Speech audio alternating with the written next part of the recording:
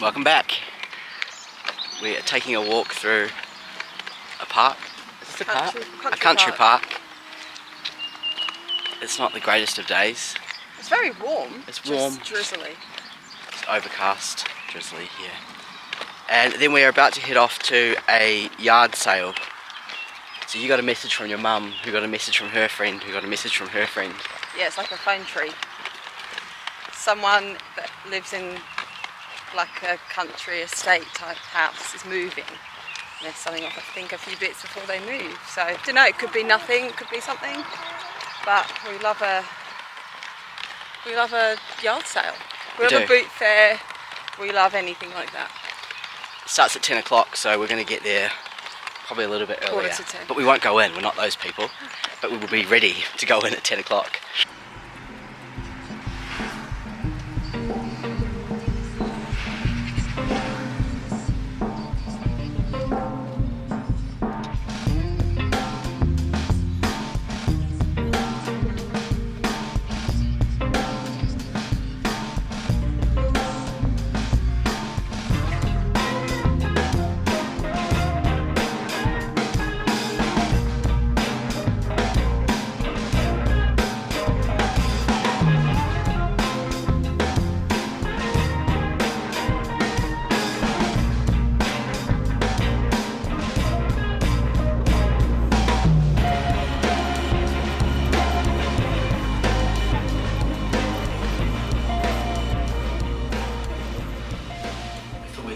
Through what we just got from the yard sale at the National Trust cottage.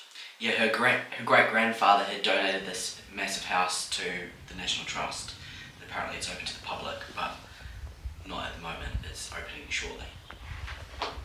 So should we go in the order that we saw things? This is the first thing we saw. Oh yeah.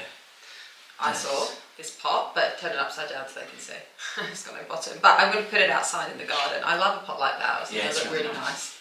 And like it's weathered, it's got like patina on it, it's perfect. Are we telling the price? Yeah, £2. £2 for that pot with no bottom, which I thought was good. Then I think I saw this next, which is like an iron beetle. I just thought it looked kind of cute because again I liked that it was like a little bit tarnished, and when you turned it over it had all these snails. But then since we've gotten back, you've Googled and it's a boot jack, so it sits on the floor like this and you put your heel in and it can help you get your boot off.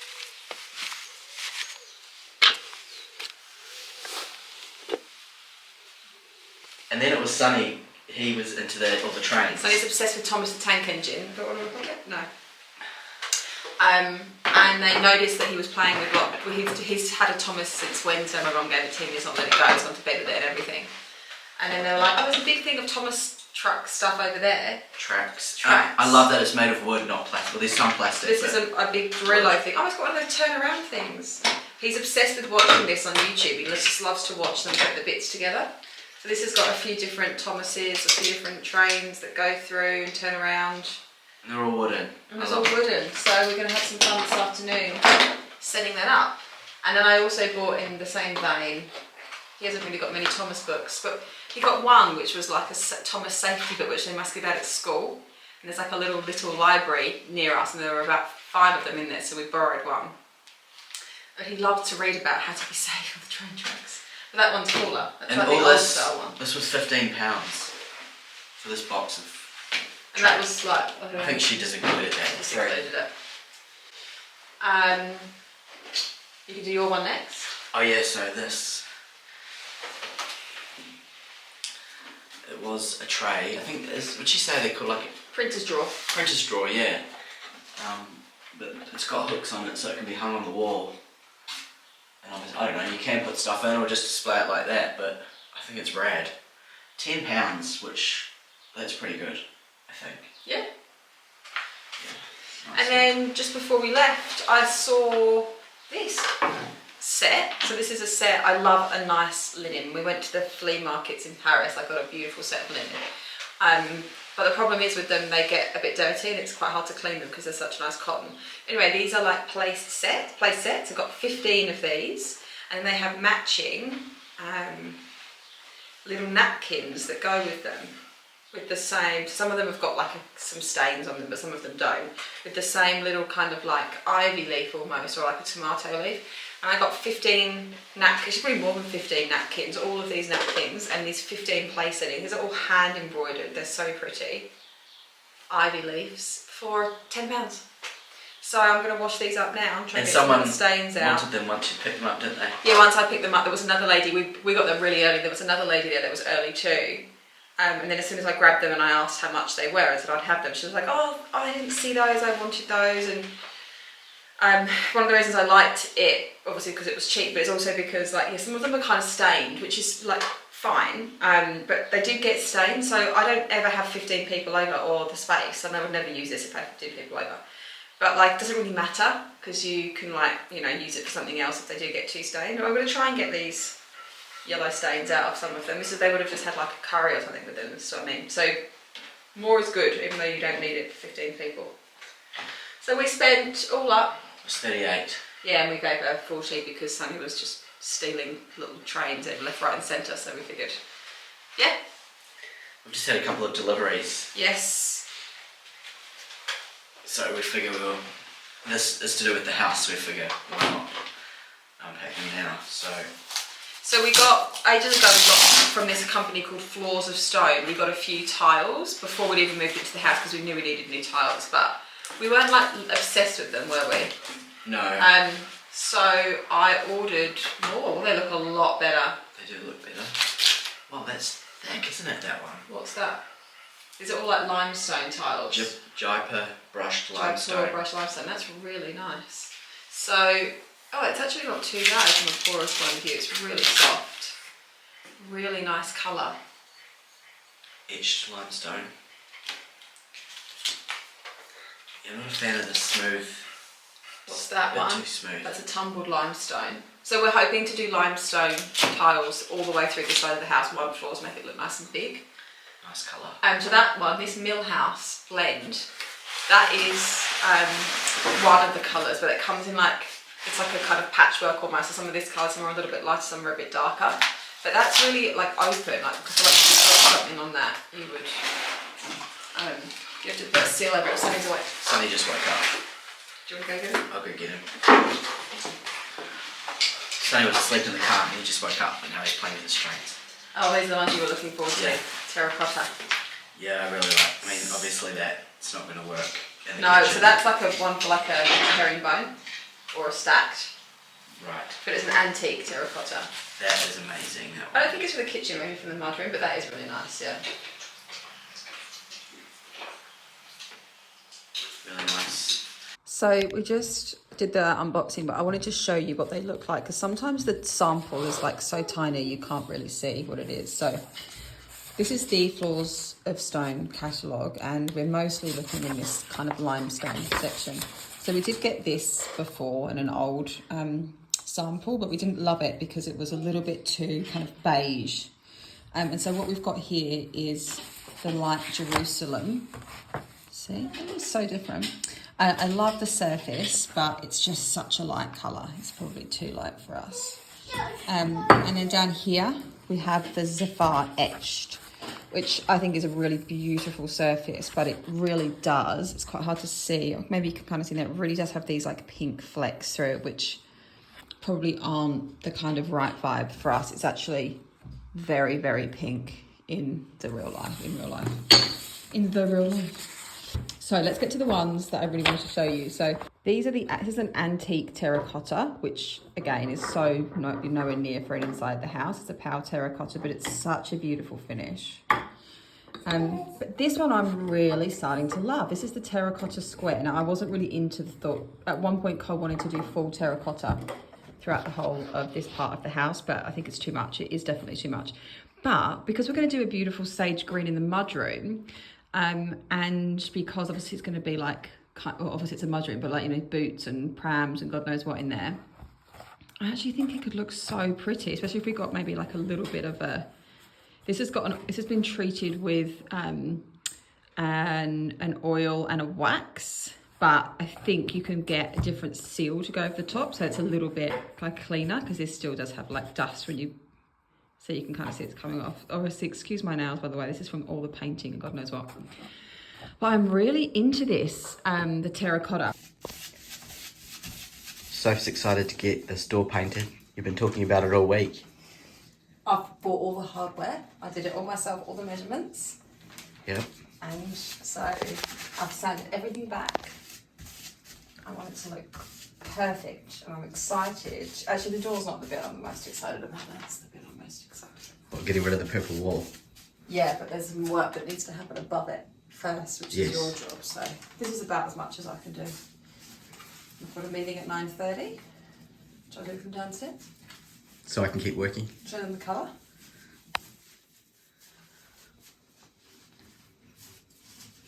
So the whole room will be that colour? Including the ceiling. Single piece.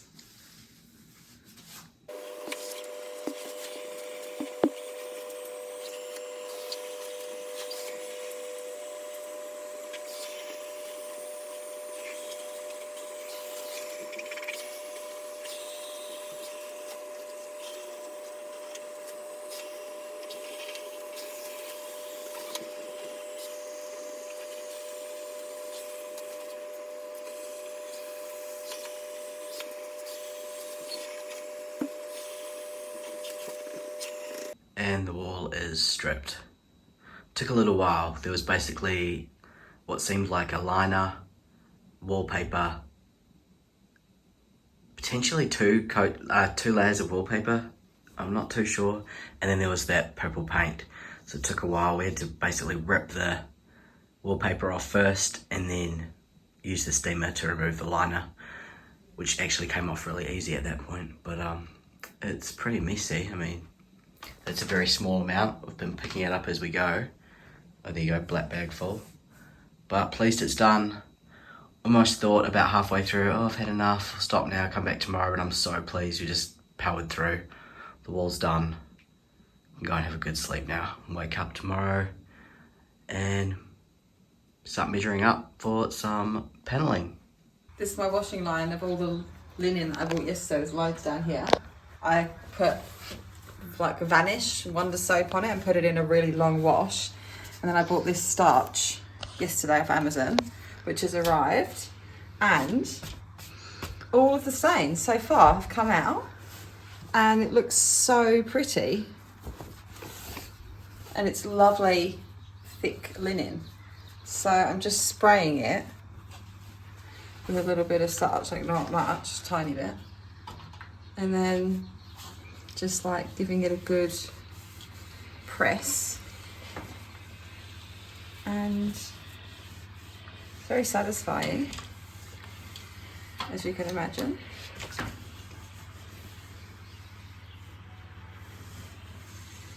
And this has taken like about a minute, maybe per one. Per one, And yeah. I've got 15 or so at least to do.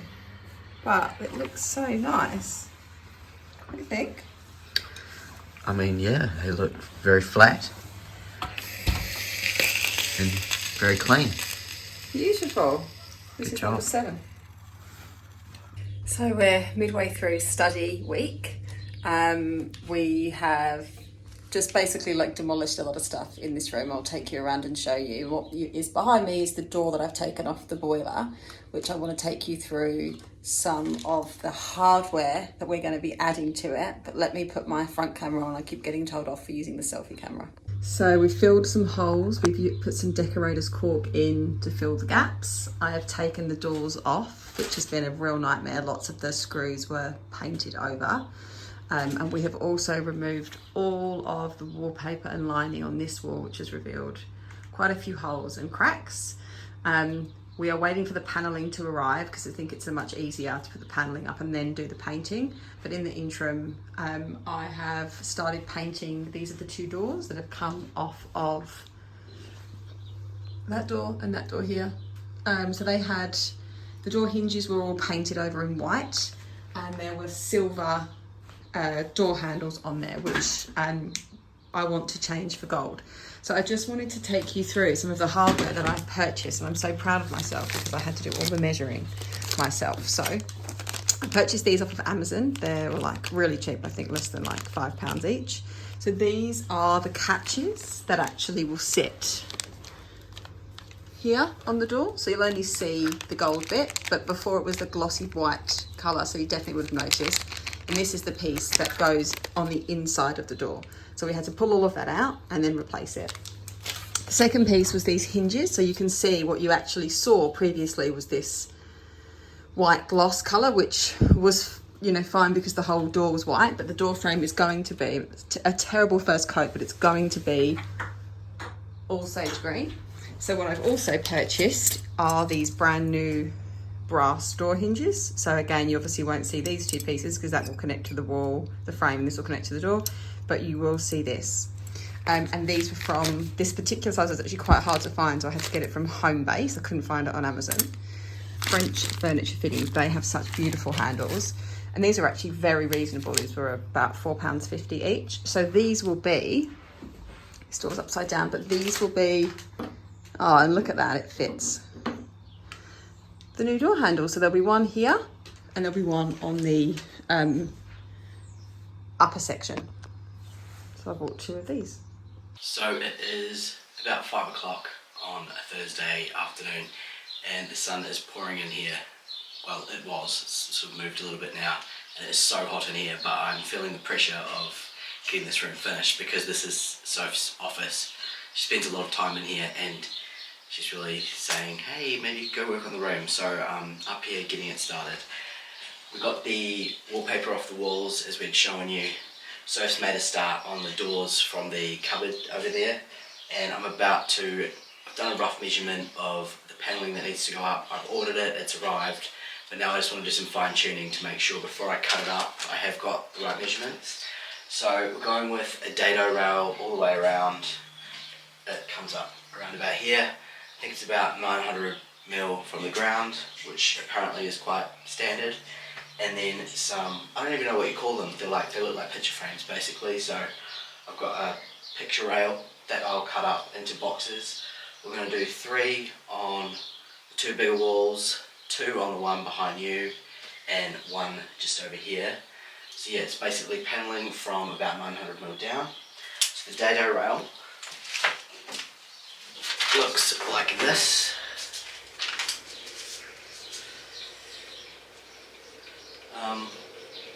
I'm wondering if we should have gone a tad thicker, I'm not sure. So I think I'm going to do the picture frame first and then put this up and just make sure we're happy with that, because the picture frame is also quite large. So I'll show you that.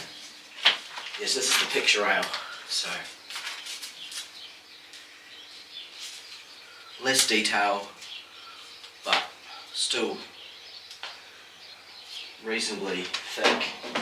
That's 44mm, that one, and the dado rail is 58, so yeah, not too much thicker, but it obviously has more detail. So yeah, I'm about to do a bit more measuring, and once I've got that sorted I will start doing some cuts and then I'll check back in with you. I just thought I might share with you this calculator I found online. I don't know how I stumbled across that. I must have searched calculate wainscoting measurements. Anyhow, it's actually quite handy, so I'll put this link in the description in case you're interested.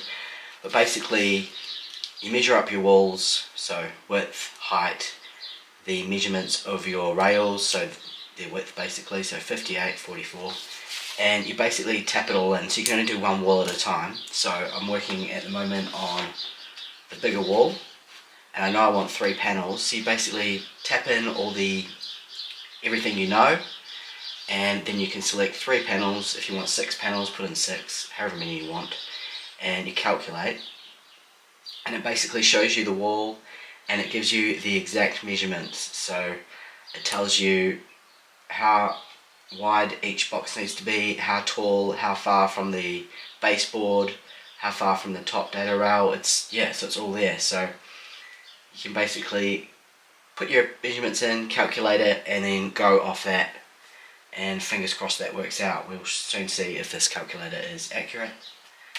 Keep you posted. So I've been at it for about an hour and a half, and that's my progress. No, just joking, I've done a little bit more. So I've got first box up. We decided we're happy with the dado rail that size. And I'm now moving on to this wall. Sadly, that one was just a little short.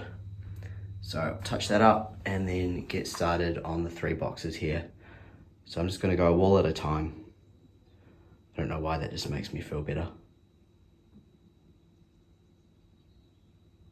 I thought I would just jump on because I realised I haven't spoken about how I am cutting paneling.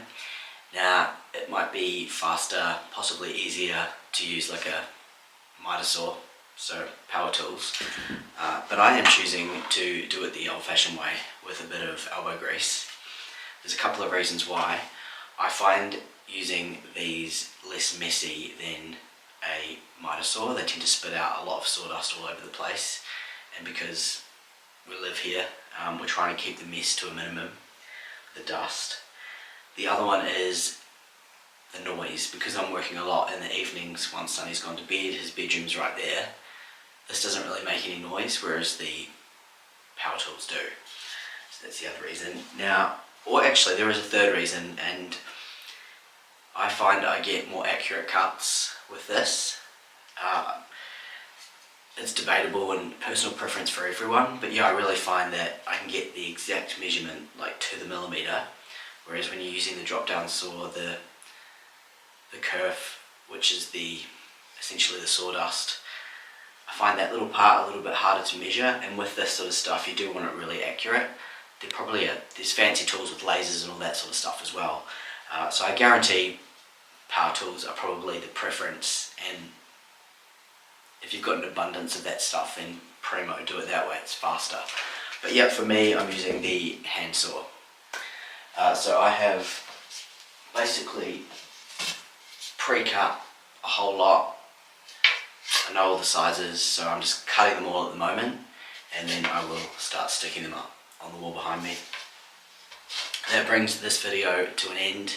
Hope you found something useful or interesting or entertaining in there. Let us know if there's anything in particular you want us to cover.